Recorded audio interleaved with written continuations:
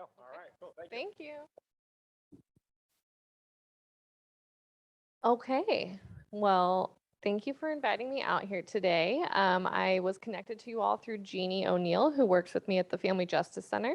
I am Jennifer. I'm the Homeless Outreach Coordinator with the Sonoma County District Attorney's Office, Victim Services, and we coordinate the Homeless Outreach Team program, which I'm going to be talking to you guys about today. This picture right here is our old team. With COVID, we have had some turnover, but I didn't have any recent pictures. So there's myself and a couple others. Basically, our program is funded through California Office of Emergency Services through the District Attorney's Office. We've had this grant now for about 5 or 6 years is how long the program has been around. So as all of you know, the homeless population has been growing over the last 7 or so years in Sonoma County. So that's kind of what sparked our office to get this grant. And then that is distributed through the District Attorney's Office. And then on our team, I am the only employee with the District Attorney's Office, and we contract with local nonprofits to have some other advocates on our team that do the direct service. So we fund positions through Catholic Charities, Verity, which is the sexual assault agency, as well as the YWCA, which is the domestic violence agency in the county. So here's just the logos of all of our partners that we work with. In the recent years, we've kind of expanded some informal partnerships, but these are the folks that we fund through our grant. So the process of how our team works, and I will dive into what services we offer and stuff like that further, but basically we help individuals who are homeless that have been the victim of a crime recently. And due to who we fund and have on our team, we do have a primary focus of serving individuals who've experienced domestic violence, maybe sexual assault or human trafficking. And then with Catholic Charities, it kind of helps with general crimes because as we know, there can be robbery or just physical assaults, things like that, that people who are homeless may experience. So we get referrals through the Family Justice Center where we're stationed. People can walk in there to receive services. And if they identify that they are without a permanent place to stay, they'll get connected to our team. And the Family Justice Center serves individuals who are experiencing domestic violence, elder abuse, or child abuse. And then additionally, our team goes out on outreach. So you might see those encampments or people who are sleeping on the streets or under the overpass, and we do go out into the community. We partner with other agencies, and we go out there weekly and we offer services to folks and see if they want to engage with us. And then once we meet with them, we kind of do an assessment and an intake that collects some basic demographic information. We find out what they have experienced recently as far as crimes and victimization. And then we talk to them about what their needs might be. So whether that's looking for housing, they're looking for therapy or maybe legal help. In some cases, if they're needing to get connected to mental health services or substance use services, we can help referrals with that as well. And then we refer them to services and follow up as needed. We are kind of short term. Our program is for crisis intervention, and then we kind of pass them off onto other programs that can have longer case management and have the capacity to do that. So here's just an example list, because it is continuing to grow, of all the agencies that refer to us. I was happy to hear about your guys' correspondence with the Living Room. They're a recent partner of ours, and they're a great organization. We actually have weekly drop-in hours at their new Life Center over on Dutton Avenue in Santa Rosa. So we have one of our advocates go there every week for a couple hours in the morning, and they have a sign-up sheet where people know that we're coming, and if they want to talk to us, they can sign up for a time to talk to us in a private room. So, and then, yeah, we get referrals from medical centers, other nonprofits, other county departments for human services or CPS, things like that.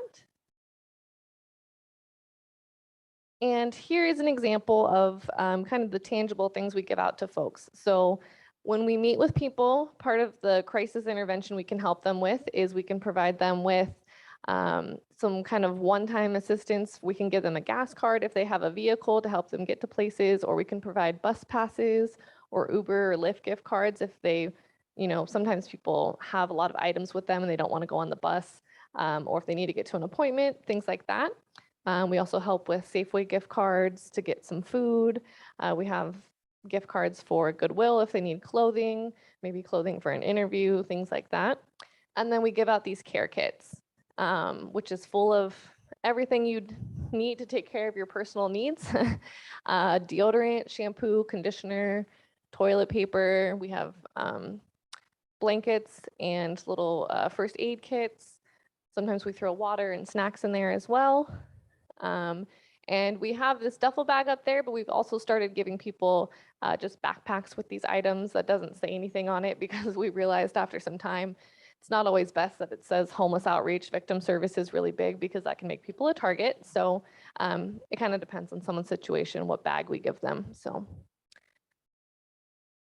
in addition, we also include some hotline cards in there, which has all the 24-hour crisis lines. So our partners with the Domestic Violence Agency and Verity, they all have a 24-hour crisis line that people can call for services or just to talk to somebody. So we always include those hotline cards as well for people to have. So I just wanted to show some visualizations. I have a couple slides of the different outreach we have done over the years. We load all up in a van. This picture was taken pre-COVID, but we load all up in a van and get communication from local law enforcement where there might be some people that they want us to touch base with that's at an encampment, particularly if an encampment might be getting cleared soon. They want us to go and offer services before they clear those folks out. We go in fields, we go through it all. I don't know how familiar you guys are with the other parts of Sonoma County, but over the years, we've helped with some large encampments. The one on the right is Camp Michaela, which was the large encampment behind the Dollar Tree in Roseland area about 4 or 5 years ago. And yeah, it had about almost 200 people there. So they kind of grow really big, just like the one right now in Rohnert Park by the freeway that kind of gets sanctioned off after a while. And then after a certain amount of time, they are cleared out. So we often go to shower trailers. Agencies like Redwood Gospel Mission has rotating shower trailers. They have different locations throughout the county for each day of the week. And so we'll go there as well because sometimes it's helpful to offer that care kit. Someone might need those items when they shower. And it's just a good time to connect with people because it's not usually really populated. People kind of come and go. So it's easy to talk to people and have them open up to us and feel comfortable. We often go out when there is a large, still considered an encampment, but there's sometimes that folks, especially after the fires, who have gotten RVs and trailers, granted after they might have lost their home or something like that, they have started parking along a street where there's about 10 or 20 RVs. And so we go and try to offer services to folks there as well. And then we, like I said, there's the picture of some of us at the living room talking with clients. That was at their old campus, which if you haven't been, I highly recommend getting a tour of their properties. It's really beautiful. They have a garden and housing for individuals off their Cleveland campus. So, and in addition to going out with other nonprofits that have outreach teams, we go out with law enforcement as well. Because we are with victim services in the DA's office, we want to keep safety in mind because we might be talking to people who the people that are abusing them could be around in the encampment as well. And just for our own safety, we go out in a group, but at sometimes, depending on the encampment, law enforcement does prefer we go out with them just for safety precautions. So we do have a really close relationship with Santa Rosa Police Department, Petaluma Police, and a lot of the cities that have had some larger encampments, so we've worked closely with them. Just kind of some more pictures of encampments that we've been at. And the Joe Rodata Trail, I'm sure you all are familiar with. It's had some encampments over the last 5 years. It kind of moves around, unfortunately. When a encampment gets cleared, then they'll move to another location. And so multiple times they have ended back up at Joe Rodata Trail. So that is a place that we have frequented. So as I kind of mentioned, we have the 3 advocates on our team that I help coordinate. I get referrals for someone that might need follow-up, and depending on what victimization they experience, I'll refer them to that specific advocate to follow up with them. So our YWCA advocate helps with individuals who are fleeing or have experienced domestic violence, and they can help them get into the Safe House, which is a confidential shelter for people that need a safe place to go. They can help refer them to getting a restraining order and therapy that's specific to therapists who work with individuals who've experienced domestic violence. Our Verity advocate can help with individuals who have experienced sexual assault or trafficking. And they also have therapy specific to that population, but they can also help accompany them if they want to go and get the report done at a hospital, things like that, so that they have someone to be with them. And then our Catholic Charities advocate is able to help with a lot of referrals. Catholic Charities has a couple of the largest shelters in the county. So that's kind of our connection, where someone wants to get into a shelter or housing, they can connect them to the adult shelters, family shelters, and now they also have safe parking. So if someone is living out of their car or an RV, there is a sanctioned area in Santa Rosa that they have fenced in that people can go there. They have showers and stuff on site. They bring them meals and all of that. So our last grant year, we helped about 77 families and 352 single adults. So despite COVID, there was still a really high need. People were still homeless, unfortunately, during that time and still in need of services. And there was actually a lot less services available, especially for them to drop into. Not all of them have phones, so it's hard for them to work with services over the phone. So we were still out doing outreach and just following all COVID precautions as possible. So any questions? I know it's not the most uplifting topic, but it's important work that, we partner with a lot of folks in the county, and unfortunately, a lot of people who are experiencing homelessness are the victim of a crime at some point, or possibly are homeless due to the things that they experience. So, yeah.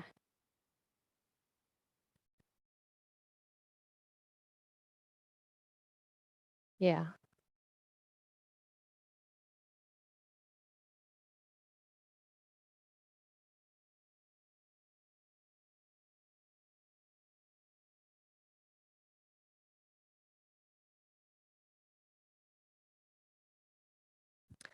Yeah, it really spiked up maybe like 7 or 6 years ago. It went down briefly for a year, and now it's spiking back up again due to, fires. We're losing a lot of housing. The rental prices have gone up, so people are unable to get into housing as easily as before. We are working with a lot of county initiatives. They've changed a lot now as far as the system of care and referring people to housing before, there's something called Housing First that we follow. So they're trying to get people housed, even if it's in temporary housing first, so that they can then address all of those needs to hopefully prevent them from going back out onto the streets again, whether that's like mental health or getting them connected to job services. We work really closely with the county Job Link office, which helps people get employment and second chance employment. So they're working on that, but they're also building a lot of housing and shelters that hopefully in the next couple of years, once that's completed, will help. But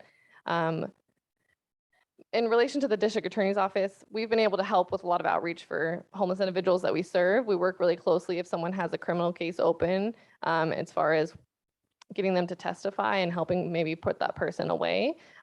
We work closely with the district attorneys on the case to help contact the individual and keep them in communication and help them get to court if that's what's needed. So.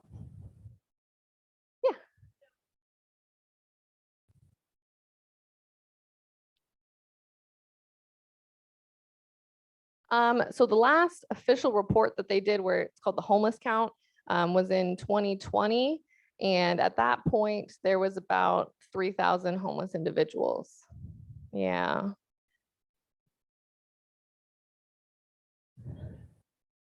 Yeah. Yeah.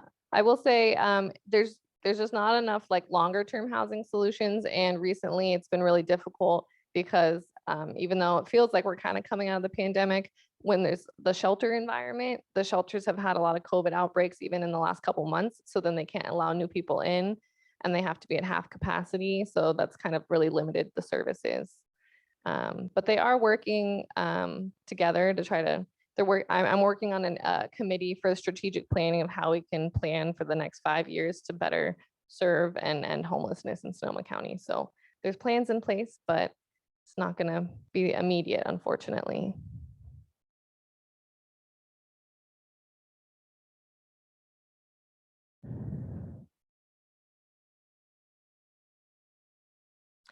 So there's actually, it's hard to keep cell phones, I will say, they get stolen and things like that. But there is a program where if someone is signed up for food stamps or Medi-Cal, they're eligible to get a free phone.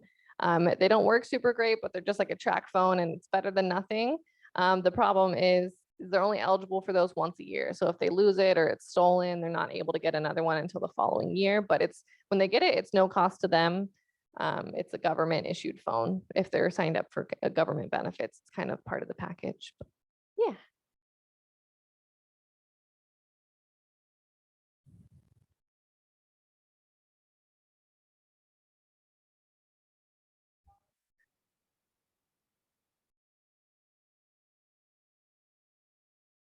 Uh, Yeah, we don't have a list online, but I do have a list of those things. And I would say the most used items are the care kits that we give out. We also have, we've kind of gotten smaller versions now. So we even just have little or like a gallon plastic bag that we fill with all of those items that we can just give to somebody, because not only is it needed, but it also kind of helps us build like rapport with them so that they feel comfortable talking to us. So that's what we give out the most for sure.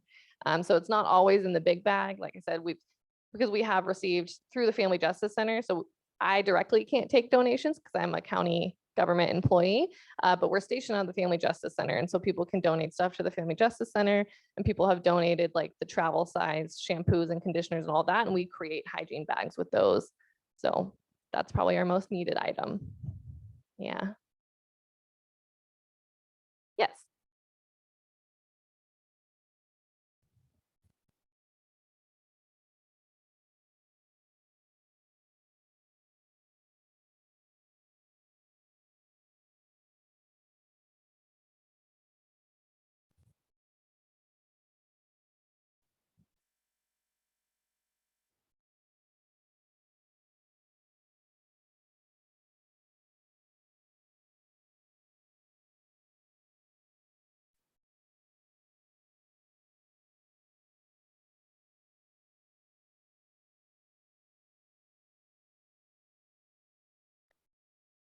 Yeah, I will say that's one of the hardest parts of being in this kind of job, because we want people to be helped. And especially if the services are being offered and they're not accepting it, it's really hard.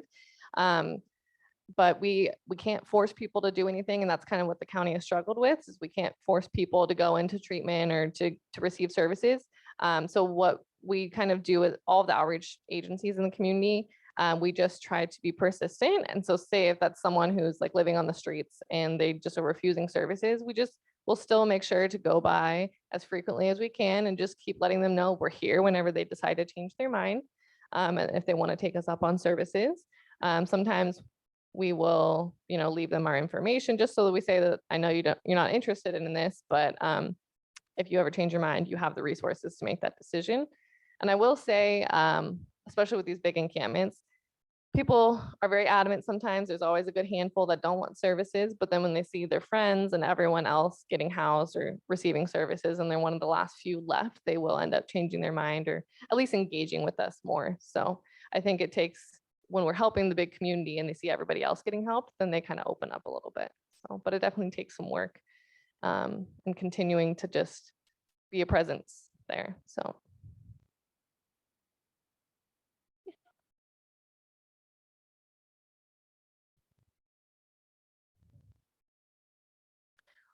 So in that report that I mentioned before, which I think is not fully inclusive, that's just counting people that are on the streets or in their cars, things like that. But from that, 35% of them reported that they were homeless because of domestic violence. And so that's just the ones that are in that situation due to that. That doesn't fully include everyone that, experienced it, why they are homeless. And some people also don't feel comfortable sharing. So I'm sure that number is pretty high.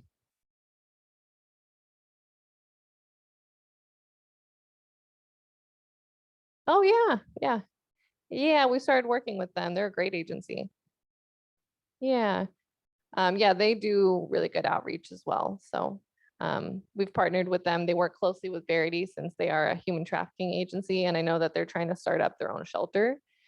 So they're a great agency that needs support as well from the community. So